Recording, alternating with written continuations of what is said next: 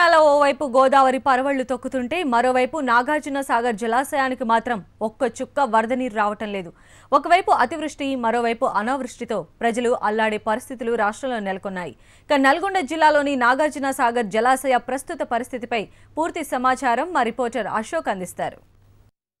రెండు తెలుగు రాష్ట్రాలకు అన్నపూర్ణగా నిలిచినటువంటి నాగార్జున సాగర్ జలాశయం ప్రస్తుతం నీరు లేక వెలవెలబోతున్నది.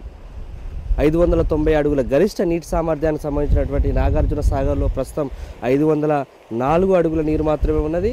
ప్రధానంగా గత 16 ఏళ్ల కాలంలో చూసినట్టయితే నాగార్జున సాగర్ సంబంధించి వరద నీరే ప్రధాన అంశంగా నాగార్జున సాగర్ జలాశయం నిండేటువంటి పరిస్థితి ఉన్నది. కానీ గత 16 ఏళ్లలో 2002, 2003, 2012 అలాగే 2015 సంవత్సరాలకు సంబంధించినటువంటి నాగార్జున సాగర్కు వరద నీరు రానటువంటి పరిస్థితి నేపథ్యంలో రెండు తెలుగు రాష్ట్రాలకు కూడా సాగునీటిని కూడా విడుదల చేసేటువంటి పరిస్థితి ఉంది. ఈ నేపథ్యంలో కేవలం త్రాగునీటి అవసరాలను మాత్రమే నాగార్జున సాగర్ జలాశయం ఆదుకుంటుందని చెప్పుకోవచ్చు. ప్రధానంగా నాగార్జున సాగర్ జలాశయం కింద రెండు తెలుగు రాష్ట్రాల్లో 23 లక్షల ఎకరాలకు సాగునీరు అందించేటువంటి పరిస్థితుల నేపథ్యంలో ప్రస్తుతం నీరు లేక వెలవెలబోతున్నది.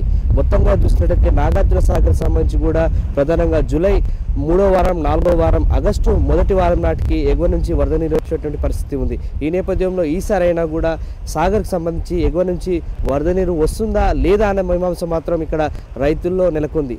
మొత్తంగా చూసినట్టయితే నాగార్జున సాగర్ జలాశయంలో నైరుతి ఋతుమాలు వచ్చినప్పటికీ కూడా దాదాపు నెల రోజుల నుంచి కూడా వర్షాలు పడుతున్న నేపథ్యంలో సాగర్కు ఇంతవరకు కూడా వరద నీరు రానటువంటి పరిస్థితి నేపథ్యంలో ప్రస్తుతం సాగర్లో 504 అడుగుల నీరు మాత్రమే ఉంది. ఈ పరిస్థితి కనుక ఇట్లానే కొనసాగితే ఈసారి కూడా అన్నదాతలకు కష్టమైన పరిస్థితిలో ఉండే పరిస్థితి ఉంది. ఇది నాగార్జున సాగర్ జలాశయం దగ్గర తాజా పరిస్థితి. బ్రిటన్లో షార్ట్ బ్రేక్ తీసుకుందాం. స్టే